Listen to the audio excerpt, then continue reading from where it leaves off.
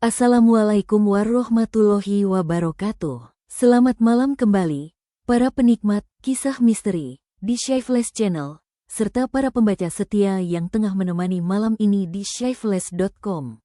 Kembali lagi bersama saya, suara yang akan menuntun Anda melewati sisa-sisa ratapan yang terkubur di dasar rawa. Kita kini terbenam kembali ke dalam kabut yang menyelimuti desa Sukamulya, di mana dinding-dinding rumah yang seharusnya melindungi Prasetyo dan Melati justru telah berubah menjadi kurungan yang dingin.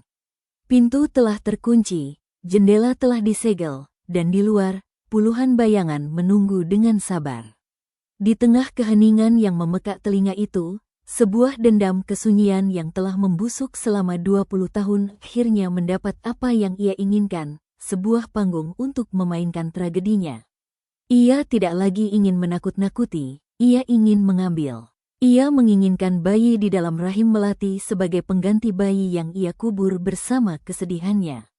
Mari kita kembali ke saat-saat genting itu, saat pertarungan bukan lagi soal hidup dan mati, melainkan soal siapa yang berhak atas sebuah kehidupan yang akan datang. Melati terbaring pingsan di teras, napasnya pendek dan tersendat. Saya berlutut di sampingnya, mencoba membangunkannya dengan menyentuh pipinya, tapi dia tidak bereaksi. Dari dalam rumah, sosok Srinah masih berdiri di balik kaca, menatap kami dengan senyum sedih yang mengerikan, sebuah senyum kemenangan yang sejuk. "Tinggalkan kami," teriak saya, suara penuh keputusasaan namun terdengar lemah. Sosok itu menggeleng pelan, gerakannya lambat seperti boneka karet. "Rumah ini milikku. Tanah ini milikku, dan bayi itu akan menjadi milikku." Tiba-tiba, pintu terbuka dengan sendirinya dengan suara berderak keras. Srinah tidak bergerak, tapi pintunya terbuka lebar, mengundang atau menantang saya untuk masuk. Ini jebakan yang jelas, sebuah perangkap spiritual. Tapi Melati butuh pertolongan, dan semua jalan lain sepertinya tertutup. Dengan hati berdebar, saya mengangkat Melati, tubuhnya terasa ringan, terlalu ringan untuk perempuan hamil 7 bulan, dan membawanya masuk ke rumah. Begitu kaki saya melangkah masuk, pintu menutup dengan keras di belakang kami. Suara kunci mengunci sendiri terdengar jelas, seperti gerbang penjara yang tertutup. Rumah yang biasanya terasa lapang kini terasa sempit, pengap. Udara dingin menusuk tulang, meski di luar cuaca cukup hangat.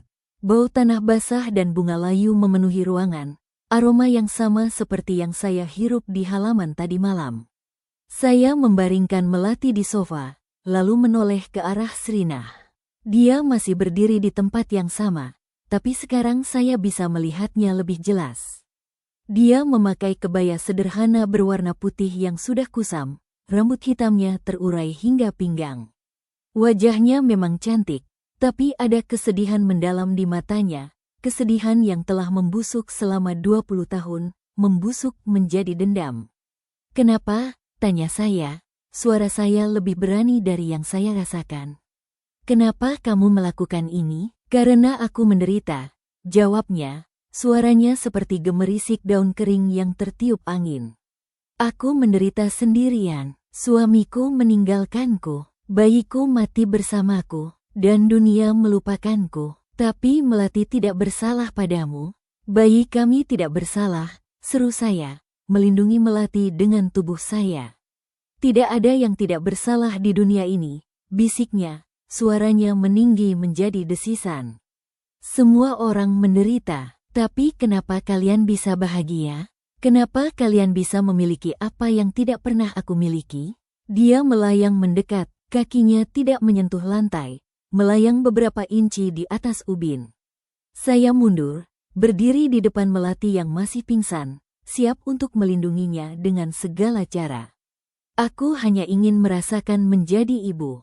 Hanya sekali saja. Tangannya yang pucat mengulur ke arah perut Melati. "Berikan padaku, aku akan merawatnya dengan baik. Aku akan mencintainya lebih dari apapun." "Tidak," teriak saya, menepis tangannya. Tapi tangan saya melewati lengannya seperti melewati asap dingin, hanya menciptakan sensasi dingin yang menyengat. Srinah tertawa, suara yang pahit dan kosong. Kau tidak bisa menghentikanku, manusia. Aku sudah mati, tapi rohku kuat di tanah ini. Dan semakin dekat waktu kelahiran, semakin kuat tarikanku pada bayi itu. Melati bergerak, mengerong pelan. Matanya terbuka, tapi tidak melihat saya, melihat sesuatu di atas kami. Dia, di langit-langit, bisiknya ketakutan, suaranya tercekat. Saya menengadah, dan saya melihatnya. Puluhan bayangan wajah, seperti wajah-wajah yang terdistorsi oleh air, melayang di langit-langit ruang tamu. Roh-roh lain dari rawa, mungkin. Atau mungkin bagian dari Srinah sendiri, fragmen dari penderitaannya yang tercerai-berai. Kita harus pergi dari sini, Mel, bisik saya, membantu dia berdiri dengan hati-hati. Tapi ketika kami menuju pintu, pintu itu tidak terbuka. Jendela-jendela juga terkunci rapat, seakan disegel oleh kekuatan tak terlihat. Kami terperangkap, Srinah melayang menghalangi jalan kami, tubuhnya menghalangi seluruh pintu masuk. Tidak ada yang pergi, kita akan menjadi keluarga. Aku, kamu sebagai suami, Melati sebagai saudara, dan bayi kita. Kamu gila, teriak saya, frustasi dan ketakutan. Mungkin. Tapi kematian memberikan banyak waktu untuk menjadi gila. Dia mendekat lagi. Wajahnya kini hanya beberapa senti dari wajah saya. Saya bisa merasakan hawa dinginnya, mencium aroma tanah basah dan bunga layu yang lebih kuat. Dulu, Agus juga bilang aku cantik. Dia bilang akan mencintaiku selamanya. Tapi lihat sekarang, aku sendirian. Ada kesedihan tulus dalam suaranya yang membuat saya sejenak merasa iba. Tapi kemudian saya ingat Melati, ingat bayi kami, dan iba itu sirna, digantikan oleh tekad. Kamu menderita, aku mengerti. Tapi mengambil penderitaan orang lain bukan solusi. Lalu apa solusinya? Suaranya tiba-tiba melengking, marah. Aku sudah menunggu 20 tahun. 20 tahun melihat perempuan-perempuan lain bahagia, memiliki keluarga. Sementara aku terperangkap di rawa ini. Melati tiba-tiba bersuara, lemah tapi jelas, memotong kemarahan Srinah.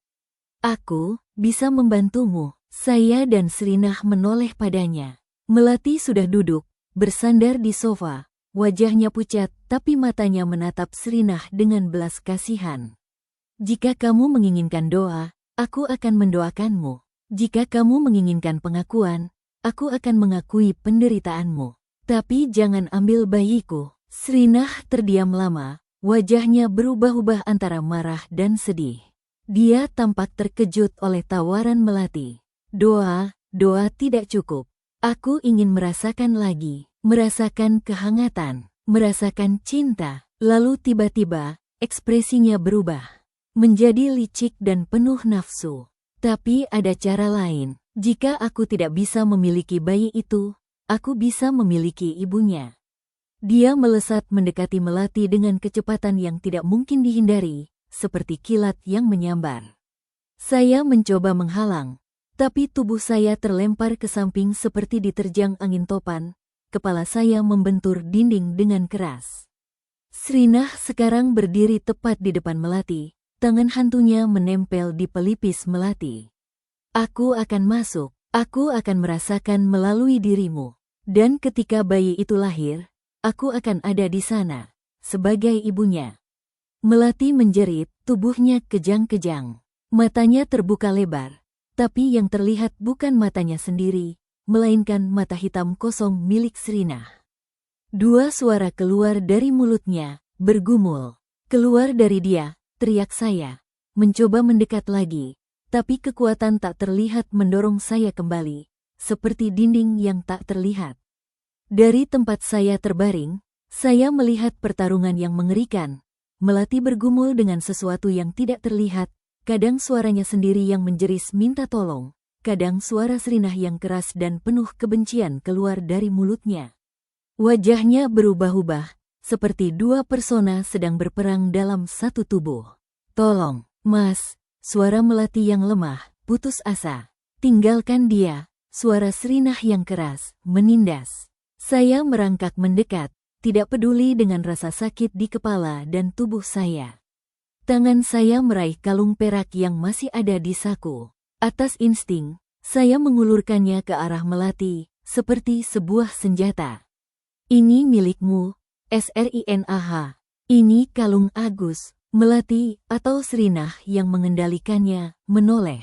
Mata hitam itu menatap kalung itu, dan untuk sesaat, ada kerinduan yang dalam di dalamnya, sebuah celah di dinding dendamnya. Agus, bisik suara yang keluar dari mulut Melati, tapi ini jelas suara Srinah, penuh dengan kenangan.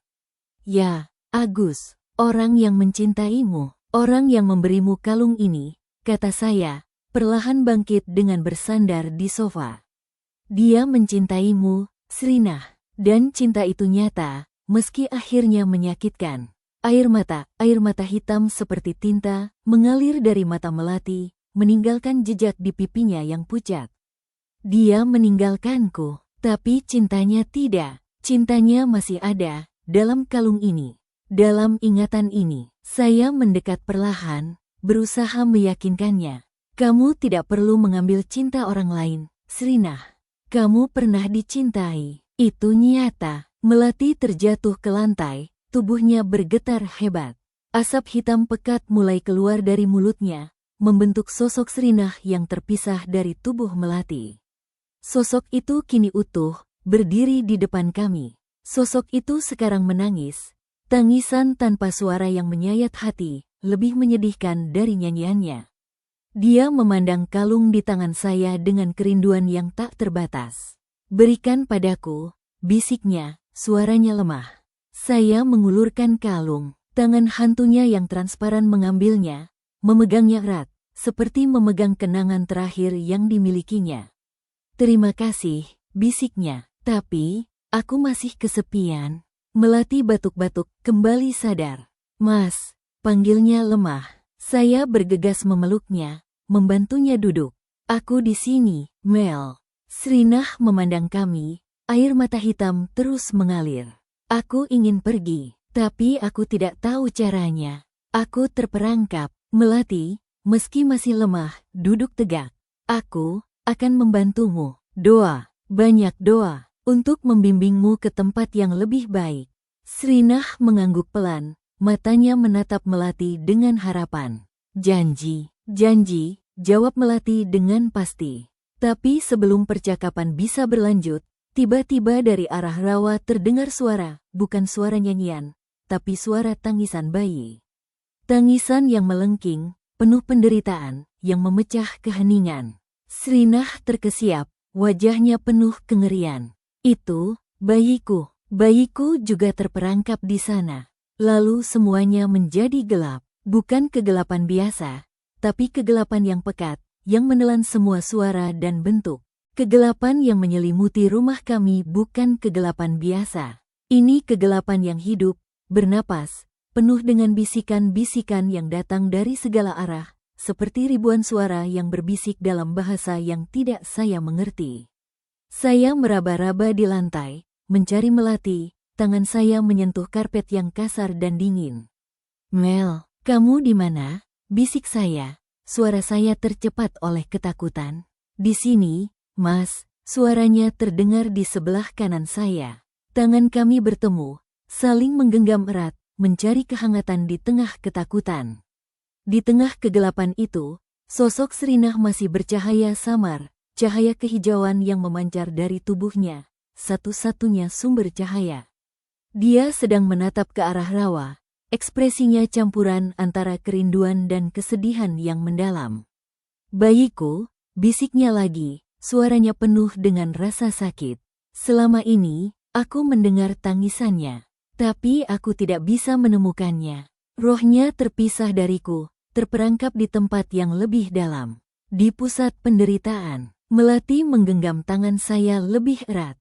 Kita harus menolongnya. Saya terkejut. Mel, kita harus keluar dari sini. Kita harus menyelamatkan diri kita sendiri dulu. Tapi dia menderita, Mas. Dan bayinya juga. Melati menatap saya, meski dalam gelap saya bisa merasakan keteguhan di matanya. Aku akan menjadi ibu. Aku tidak tahan membayangkan bayiku menderita seperti itu, terpisah dariku selamanya. Srinah menoleh pada kami, cahayanya berkedip. Jika kalian mau menolong, aku akan membebaskan kalian. Aku janji, kalian dan bayi kalian akan aman dariku. Ini jebakan, Mel, bisik saya, ragu. Tapi kita tidak punya pilihan lain, Mas. Lihat sekeliling. Melati mengangguk ke arah sekeliling ruangan yang gelap. Saya melihat dan baru menyadari bahwa kegelapan di sekitar kami mulai membentuk sosok-sosok. Puluhan, mungkin ratusan, roh-roh lain dari rawa. Mereka mengelilingi kami, diam, menunggu. Beberapa tampak seperti bayangan perempuan dengan rambut terurai, beberapa seperti bentuk-bentuk yang tidak jelas, penuh dengan penderitaan. Srinah mengangkat tangan, cahayanya sedikit lebih terang. Mereka juga terperangkap selama puluhan tahun, bahkan berabad-abad. Rawa ini bukan hanya rawa biasa. Ini tempat di mana banyak perempuan menderita. Perempuan yang ditinggalkan, dipermalukan, disakiti. Rawa ini menyerap air mata mereka. Satu persatu, sosok-sosok itu mulai bercahaya samar. Saya melihat perempuan-perempuan dari berbagai zaman. Ada yang memakai pakaian tradisional tua, ada yang memakai kebaya seperti Srinah, bahkan ada yang memakai pakaian modern. Semuanya memiliki ekspresi yang sama, kesedihan abadi. Kami semua korban, suara kolektif terdengar, bergema di ruang kecil kami, suara yang datang dari banyak mulut sekaligus. Korban cinta yang berakhir nestapa, korban masyarakat yang kejam, korban ketidakadilan. Melati menangis, air matanya hangat di tangan saya. Aku tidak tahu, tidak ada yang tahu, kata Srinah, suaranya lembut namun penuh beban. Dunia melupakan kami, tapi kami masih di sini, menderita. Saya menarik napas dalam-dalam, udara terasa dingin dan berat. Apa yang harus kami lakukan? Temukan pusat penderitaan kami. Di tengah rawa, ada pohon beringin besar. Di bawahnya, ada sumur tua. Sumur itu adalah pintu menuju tempat di mana roh-roh yang paling menderita dikurung. Bayiku ada di sana, kata Srinah, pasti. Dan bayimu ada di sana, tanya Melati. Srinah mengangguk, aku yakin, suara tangisannya selalu berasal dari sana. Itu adalah sumur tempat para perempuan putus asa mengakhiri hidup mereka dulu. Melati berdiri, meski masih goyah, dengan bantuan saya. Kita harus pergi ke sana. Mel, kamu hamil 7 bulan. Kamu tidak bisa, aku harus. Mas, jika tidak, kita tidak akan pernah bebas. Dan, aku merasa ini yang harus kulakukan. Sebagai calon ibu, aku tidak bisa membiarkan bayi lain menderita. Saya tahu tidak ada gunanya berdebat ketika Melati sudah memutuskan sesuatu. Saya menghela napas, melihat ke arah puluhan roh yang menunggu. Baik, tapi kita harus berhati-hati. Srinah mengangguk. Aku akan membimbing kalian, dan aku akan menahan yang lain. Tidak semua roh di sini bersahabat. Beberapa sudah terlalu lama menderita hingga menjadi jahat. Mereka menikmati kesakitan orang lain. Dia melambaikan tangan, dan kegelapan mulai berkurang. Pintu rumah terbuka dengan sendirinya, memperlihatkan malam yang gelap di luar. Di luar, hari sudah gelap, malam telah tiba tanpa kami sadari. Kami berjalan keluar, diikuti oleh Srinah yang melayang di belakang kami seperti penjaga bayangan. Udara malam dingin menusuk, tapi ini dingin yang berbeda, dingin yang berasal dari dalam, dari ketakutan dan antisipasi. Perjalanan menuju rawa terasa seperti berjalan melalui mimpi buruk. Setiap langkah terasa berat, seakan tanah menghisap kaki kami. Suara-suara bisikan terus mengikuti, kadang memohon, kadang mengancam, mencoba mempengaruhi pikiran kami.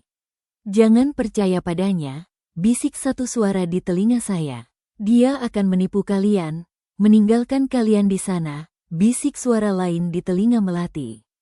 Tinggalkan kami menderita seperti kami, suara ketiga, penuh kepahitan. Tapi Srinah terus membimbing kami, kadang mengusir roh-roh lain yang mendekat terlalu dekat dengan cahayanya. Mereka iri, mereka ingin kalian tetap di sini, menemani mereka dalam penderitaan abadi. Akhirnya, kami sampai di tepi rawa. Airnya hitam pekat, memantulkan cahaya bulan purnama yang tiba-tiba muncul dari balik awan, menciptakan kilauan yang menakutkan. Di tengah rawa, seperti yang dikatakan Srinah, ada pohon beringin besar, sangat besar, dengan akar-akar yang menjulur ke segala arah seperti tentakel raksasa yang mencengkeram bumi. Sumurnya di bawah pohon itu, kata Srinah, suaranya bergetar. Tapi untuk mencapainya, kalian harus melalui rawa. Saya melihat Melati, lalu ke perutnya yang besar. Tidak mungkin, airnya terlalu dalam dan berbahaya. Ada jalan, kata Srinah, menunjuk ke semak-semak lebat di pinggir rawa. Jalan setapak yang tersembunyi. Ikuti aku. Dia melayang di atas air, dan kami mengikutinya dari tepi, berjalan menyusuri pinggiran rawa. Setelah beberapa menit, dia berhenti di depan semak-semak lebat. Di sini, saya membersihkan semak-semak dan menemukan apa yang dia maksud, papan-papan kayu tua yang disusun membentuk jalan setapak di atas air, hampir tenggelam dan tertutup lumut. Jalan itu terlihat rapuh dan tidak aman. Hati-hati, peringat Srinah. Kayunya sudah rapuh. Banyak yang jatuh ke sana dan tidak pernah kembali. Saya memegang tangan Melati erat-erat. Ikuti langkahku persis. Jangan menoleh ke bawah. Kami mulai berjalan di atas papan kayu yang bergoyang-goyang. Setiap langkah mengeluarkan suara berderak yang mengerikan, seperti tulang yang patah. Di bawah kami, air hitam rawa tampak dalam dan gelap, menyembunyikan rahasia di dasarnya. Sesekali, sesuatu bergerak di dalamnya, bukan ikan, tapi sesuatu yang lebih besar, lebih gelap, yang membuat bulu kuduk kami berdiri. Setengah perjalanan, tiba-tiba papan di bawah kaki Melati patah dengan suara retakan yang keras. Dia menjerit, kakinya terperosok ke dalam air hitam yang dingin. Saya menariknya dengan sekuat tenaga, tapi sesuatu di dalam air juga menariknya ke bawah. Bukan sesuatu yang fisik, tapi seperti tangan-tangan tak terlihat yang mencengkeram pergelangan kakinya dengan kuat. Lepaskan dia, teriak Srinah. Tangannya mengarah ke air, dan cahayanya menyilaukan. Dengan ledakan gelembung udara dan desisan marah, tarikan itu menghilang. Saya berhasil menarik Melati kembali ke papan yang masih utuh, tubuhnya gemetar kedinginan dan ketakutan. Terima kasih, bisik Melati, giginya gemetuk. Lanjutkan, kata Srinah, suaranya tegar. Kita hampir sampai, jangan berhenti. Akhirnya, kami tiba di bawah pohon beringin. Pohon ini bahkan lebih besar dari yang terlihat dari jauh. Batangnya begitu besar hingga 10 orang berpelukan mungkin tidak cukup untuk melingkupinya. Akar-akarnya membentuk gua-gua kecil di sekelilingnya, dan di antara akar-akar itu, seperti yang dikatakan Srinah, ada sumur tua. Sumur dari batu yang sudah ditutupi lumut dan tanaman merambat. Dari dalamnya, terdengar suara, bukan tangisan bayi sekarang, tapi suara desisan, seperti banyak orang berbisik sekaligus, suara penderitaan kolektif. Srinah melayang mendekati sumur, wajahnya berkerut kesakitan. Dia ada di sini, aku bisa merasakannya, penderitaannya sangat kuat. Melati mendekat, meski saya mencoba menahannya. Apa yang harus kita lakukan? Kalian harus masuk, jawab Srinah, menatap kami dengan mata yang serius. Saya terkejut, masuk ke dalam sumur, itu gila, kita akan mati, tidak masuk fisik, tapi roh kalian. Untuk sementara, kata Srinah, suaranya meyakinkan. Aku akan menjaga tubuh kalian di sini, tapi kalian harus masuk, menemukan bayiku, dan membebaskannya. Hanya dengan itu, aku bisa pergi. Dan kalian akan bebas dari kutukan ini. Melati dan saya saling memandang. Ini pilihan yang mustahil, gila. Tapi melihat sekeliling, rawa yang penuh roh penasaran, jalan pulang yang berbahaya, dan janji kebebasan, kami tidak punya pilihan lain. Ini satu-satunya jalan. Baik, kata Melati, suaranya tegas, penuh tekad. Kami akan melakukannya. Srinah mengangguk. Air mata hitam lagi mengalir di wajahnya, tapi kali ini air mata itu terlihat seperti air mata harapan. Terima kasih, Dia mengulurkan kedua tangannya, menyentuh dahi kami berdua. Sentuhannya dingin, seperti es. Dan dunia berubah.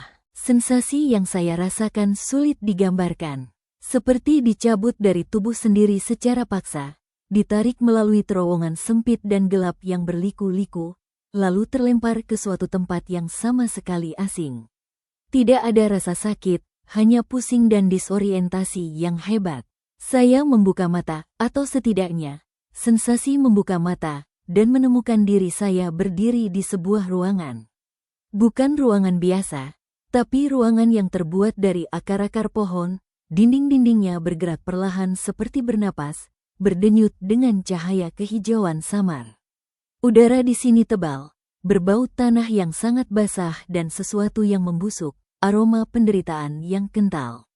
Mel, panggil saya, suara saya bergema aneh di ruangan ini. Di sini, Mas, jawabnya. Dia berdiri beberapa langkah di depan saya, juga melihat sekeliling dengan takjub dan ketakutan.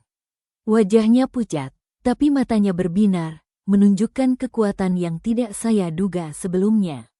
Kami tidak lagi di rawa, atau tepatnya, kami di dalam rawa, dalam dimensi yang berbeda, dunia roh yang menjadi penjara bagi mereka yang menderita. Tempat ini adalah pusat dari semua kesedihan yang diserap oleh rawa. Kita harus mencari bayinya Srinah, kata Melati, suaranya bergema aneh di ruangan akar ini. Kita harus cepat. Kami mulai berjalan, menyusuri lorong-lorong yang terbentuk dari akar beringin.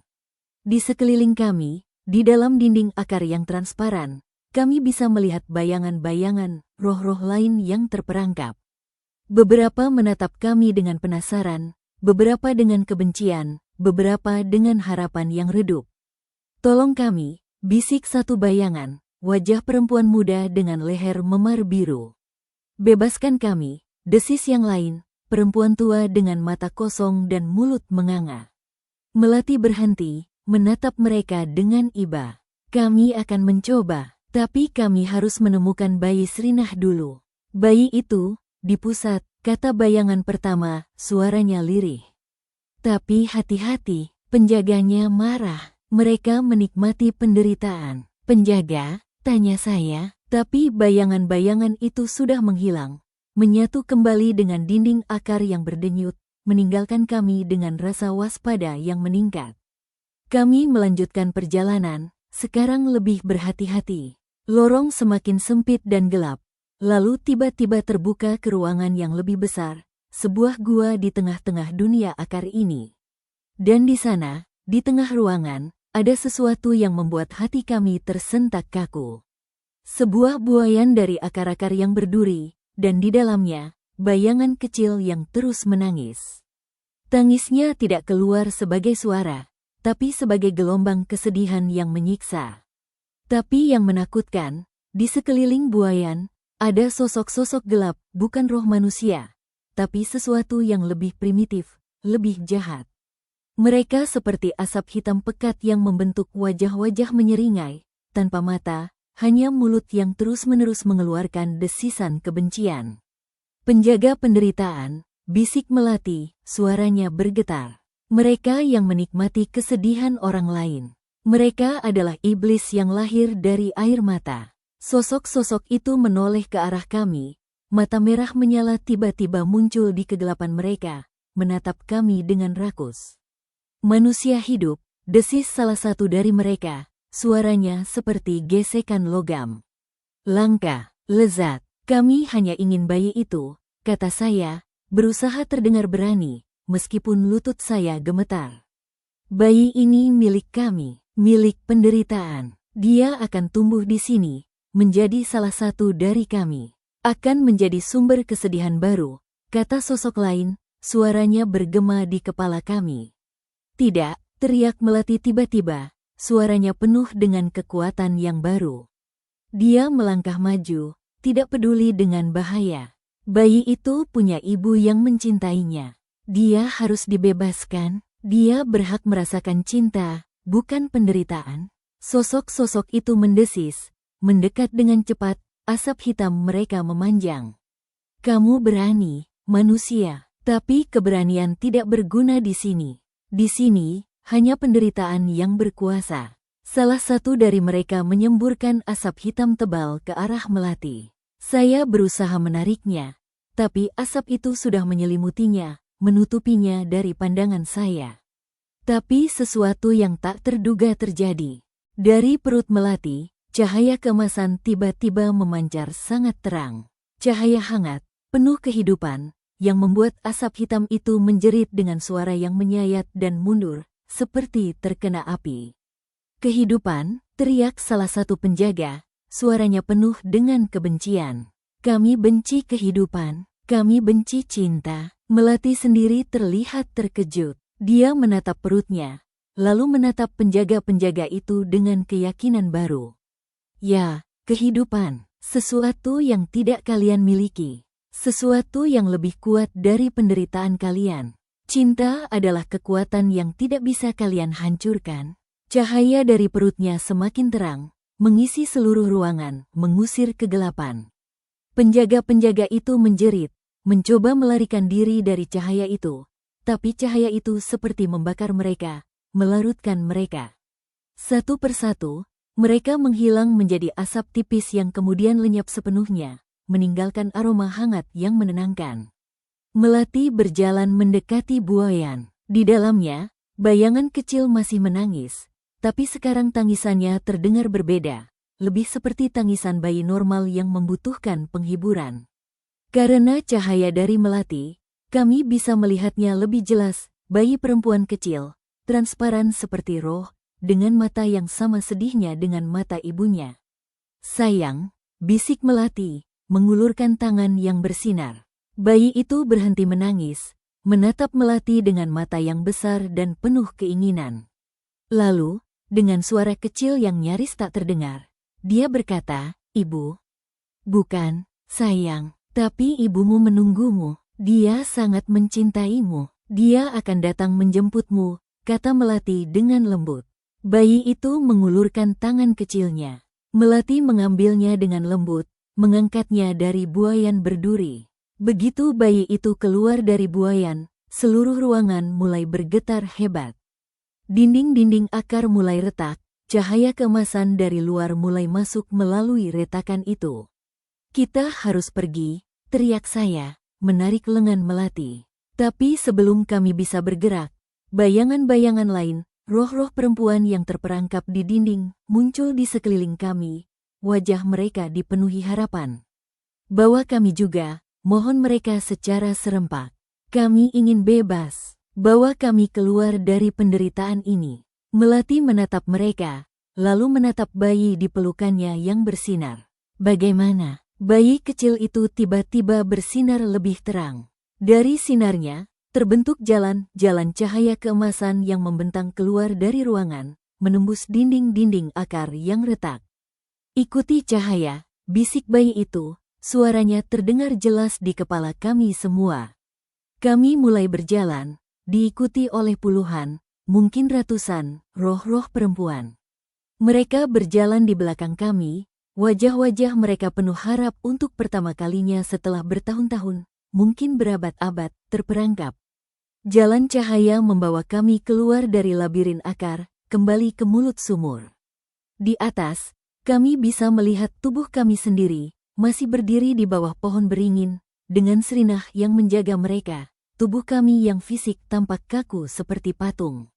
"Kita harus kembali," kata saya pada Melati. Dia mengangguk, memandang bayi di pelukannya dengan kasih sayang. "Siap kembali pada ibumu, sayang?" Bayi itu mengangguk, tersenyum kecil untuk pertama kalinya, senyum yang tulus dan polos.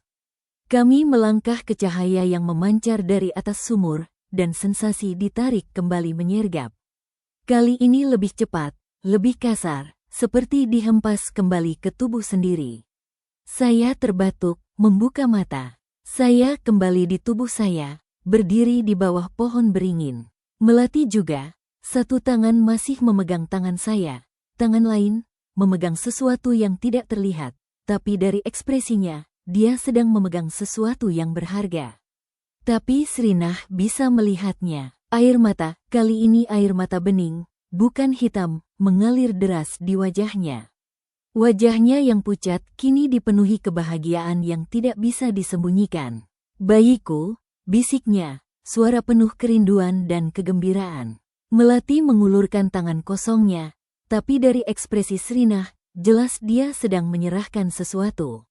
Srinah menerima dengan tangan gemetar, memeluk erat sesuatu yang tidak bisa kami lihat, tapi kami bisa merasakan kehadirannya.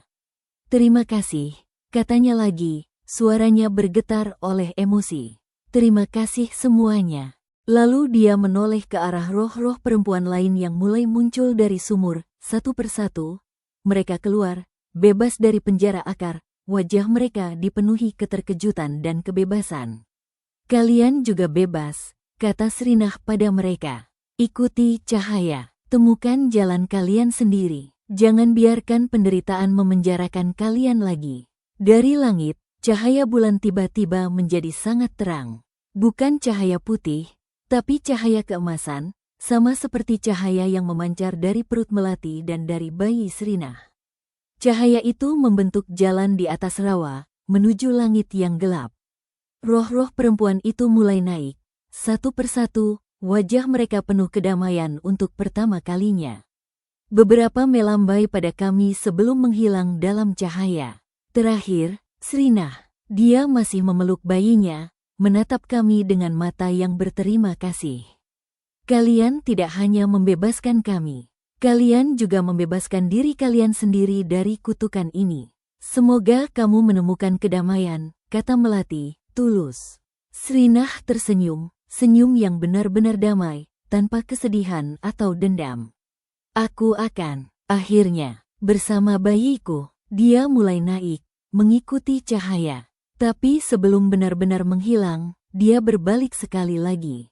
"Rumah kalian sekarang aman, tapi jagalah satu sama lain. Cinta adalah yang terkuat, lebih kuat dari penderitaan, lebih kuat dari kematian. Ingat itu." Kemudian dia menghilang, dan cahaya itu juga perlahan memudar, meninggalkan kami bertiga di bawah pohon beringin, sendirian sekarang.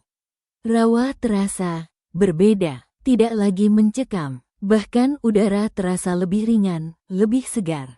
"Sudah selesai," bisik Melati, bersandar di saya.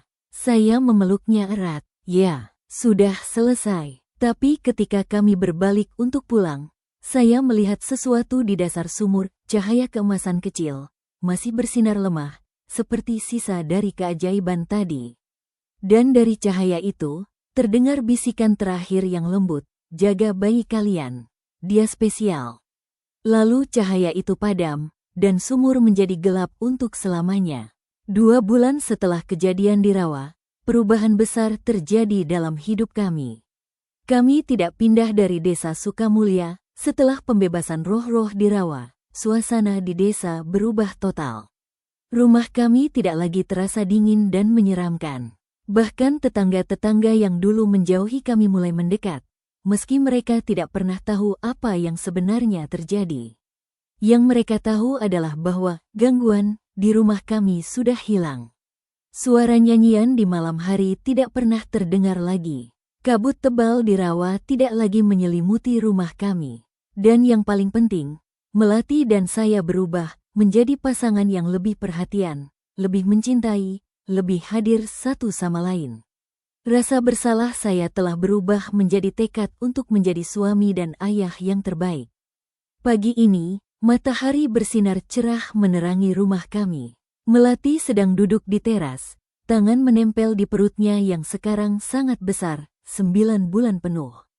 Wajahnya berseri, tidak lagi pucat seperti dulu. "Bayinya aktif sekali hari ini," katanya, tersenyum, matanya menyipit karena bahagia.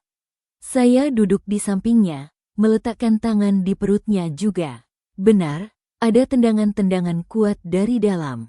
Dia tidak sabar keluar, kayaknya. Atau dia hanya menendang-nendang karena senang melihat ayahnya, balas Melati, mencubit pipaku dengan lembut. Kami tertawa kecil. Setelah semua yang kami alami, setiap momen bahagia seperti ini terasa sangat berharga, seperti permata yang ditemukan di tengah lumpur. Tapi tiba-tiba, Ekspresi Melati berubah. Tangannya mencengkeram lengan kursi, wajahnya meringis. "Mas, sakit?" tanya saya. Waspada, semua otot saya langsung tegang. Dia mau keluar sekarang. Semua rencana yang sudah kami siapkan, tas persiapan, nomor telepon bidan, rute ke rumah sakit, langsung terlupakan. Saya panik, tapi berusaha tenang, mengingat semua yang telah kami lalui. Ini adalah ujian terakhir kami. Baik, aku telepon bidan. Tapi sebelum saya sempat berdiri, Melati menjerit kesakitan. Kontraksi pertama datang dengan keras dan cepat. Saya membantu dia masuk ke dalam, berbaring di tempat tidur yang sudah kami siapkan. Lalu saya bergegas menelepon bidan desa, Bu Yati, yang sudah kami kontak sejak lama. "Bidan Yati, Melati mau melahirkan sekarang." "Tenang, Prasetyo, aku segera ke sana. Sementara itu, siapkan air hangat, handuk bersih, dan gunting steril," kata Bu Yati dengan tenang di sebelah sana. Saya melakukan semua instruksi dengan tangan gemetar. Pengalaman hampir kehilangan Melati dirawat tidak sebanding dengan ketakutan yang saya rasakan sekarang, ketakutan akan proses kelahiran, ketakutan akan sesuatu yang salah terjadi. Tapi kali ini, saya tidak sendirian. Saya akan menghadapinya bersama Melati. Melati menjerit lagi. Suaranya membuat jantung saya berdebar kencang. Tapi saya tetap di sisinya, menggenggam tangannya erat. "Bidan Yati bilang dia dalam perjalanan," kata saya, kembali ke kamar.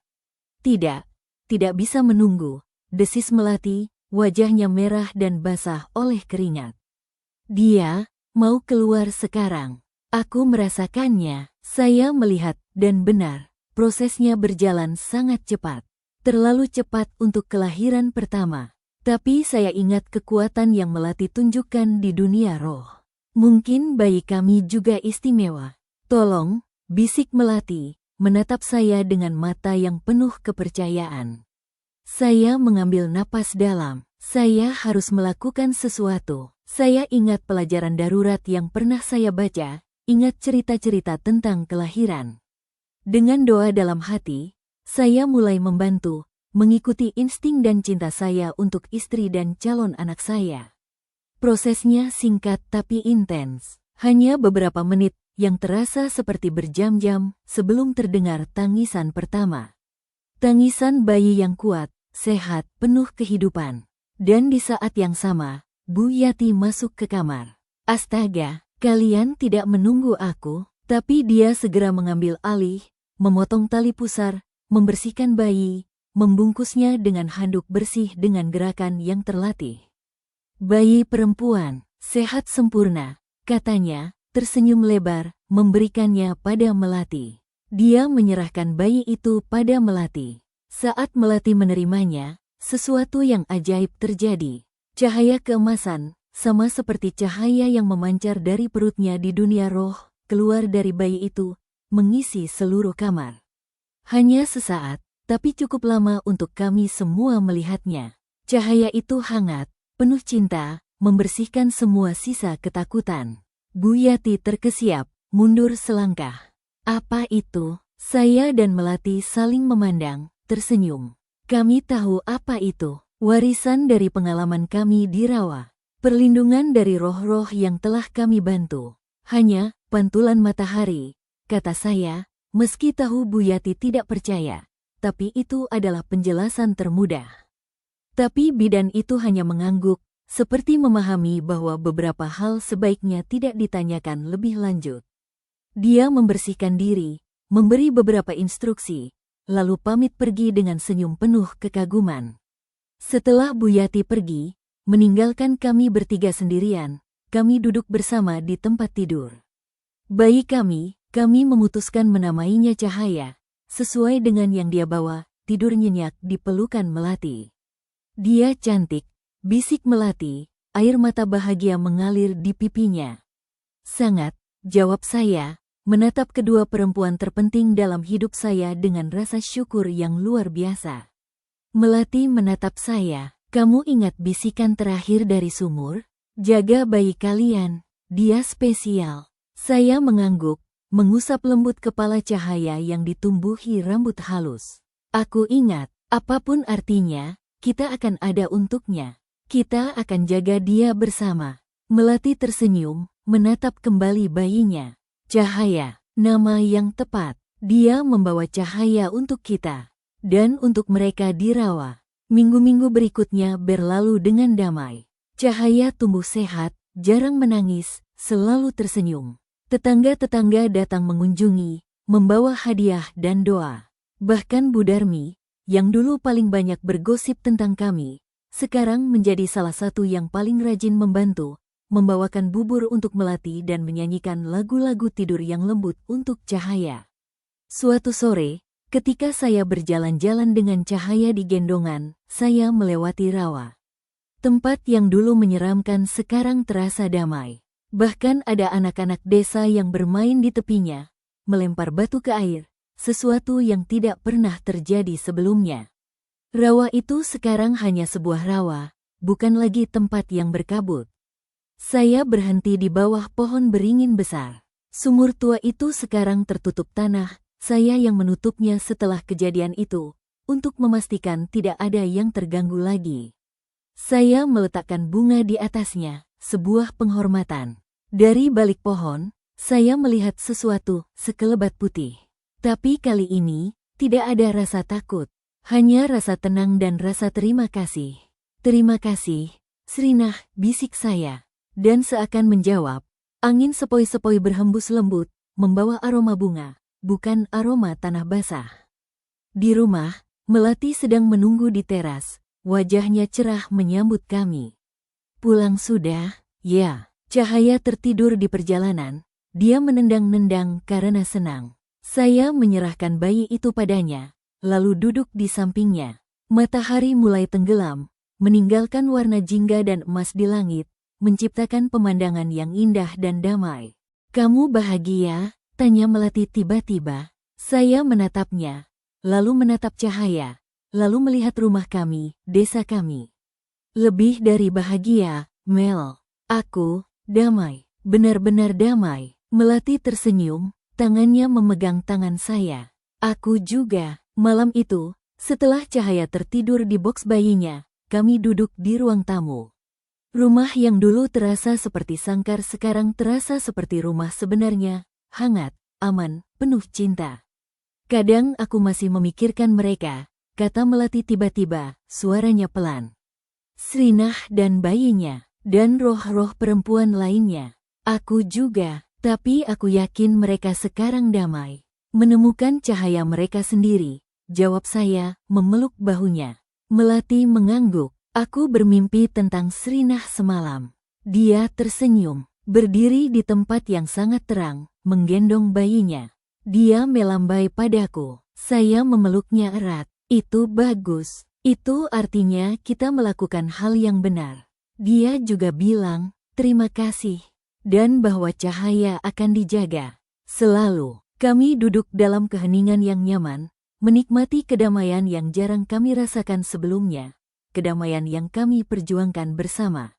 Beberapa bulan kemudian, ketika Cahaya mulai bisa tersenyum dan mengoceh, sesuatu yang menarik terjadi. Setiap kali dia tertawa, bunga-bunga di taman kami, yang dulu sulit tumbuh di tanah lembab, berkembang dengan subur. Bahkan tetangga berkomentar tentang bagaimana tanaman mereka juga tumbuh lebih baik ketika Cahaya lewat. Kami hanya tersenyum, menyimpan rahasia kecil kami. Dan di malam-malam tertentu, ketika bulan purnama, kadang kami masih mendengar suara, bukan suara nyanyian sedih, tapi suara tawa riang, seperti banyak perempuan bahagia berkumpul di kejauhan. Tapi kali ini, suara itu tidak menakutkan, malah menenangkan, seperti pengingat akan pertemanan yang kami jalin di dunia lain. Cahaya tumbuh menjadi bayi yang ceria dan sehat, dan kami, sebagai orang tuanya, tumbuh menjadi pasangan yang lebih kuat, lebih mencintai, lebih menghargai setiap momen bersama. Kisah kami dengan Rawa mungkin sudah berakhir, tapi kisah kami sebagai keluarga baru saja dimulai. Dan seperti yang Srinah katakan, cinta adalah yang terkuat, lebih kuat dari penderitaan. lebih kuat dari kematian. Kami membuktikannya, dan kami akan terus membuktikannya setiap hari untuk cahaya dan untuk kami sendiri. Di suatu sore yang tenang, sambil menggendong cahaya yang tertidur nyenyak, saya menatap ke arah rawa sekali lagi. Matahari terbenam memantulkan warna emas di airnya yang kini tenang. Melati datang berdiri di samping saya, tangannya memegang tangan saya dengan lembut. Kita berhasil, ya, bisiknya. Saya menatapnya, lalu menatap cahaya, lalu kembali padanya. Kita berhasil, Mel, kita berhasil. Dan di kejauhan, sangat pelan, seperti di bawah angin, terdengar suara, terima kasih, dan selamat. Suara itu kemudian hilang, digantikan oleh kicauan burung sore yang pulang ke sarang. Kami pun pulang ke rumah yang sekarang benar-benar menjadi rumah, penuh cinta, cahaya, dan kedamaian. Senandung kuntilanak telah berakhir. Yang tersisa adalah senandung kehidupan, cinta, dan harapan. Dan itu lebih dari cukup. Terima kasih telah menyaksikan Kuntilanak, bayi pengganti kesunyian, di Shyflash Channel serta bagi pembaca di shyflash.com. Jangan lupa untuk memberikan dukungan Anda dengan cara menekan tombol like, menulis komentar, dan melakukan share agar kisah-kisah misteri lainnya dapat terus hadir menemani malam Anda. Sampai jumpa di episode berikutnya. Wassalamualaikum warahmatullahi wabarakatuh.